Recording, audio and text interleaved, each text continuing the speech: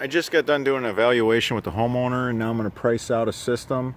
Just wanted to show you how we troubleshoot a yard with drainage issues. I have a downspout coming off the corner. It's taking care of 2 stories of water. So that's a lot of gutter trough. And that's dumped right where my measuring wheel is. That's pretty much where the problem starts.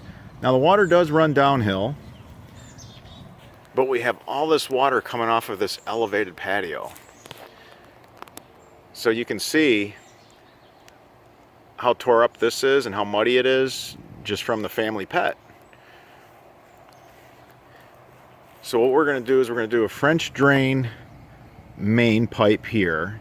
I'll come up with a feeder pipe and then do like a horseshoe, if you will. Catch all that water, funnel it right into the French drain main.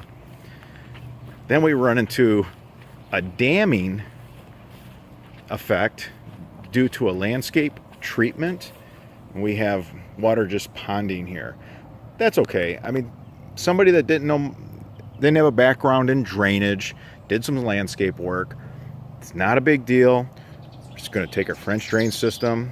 We're going to go around the landscape treatment. That way, we're going to divert the water back into the swale. And then we can just discharge it right here and send it in the direction that it was intended when this land was developed for build. The developer had it all mapped out. It was engineered. The builder didn't do anything wrong. The developer didn't do anything wrong.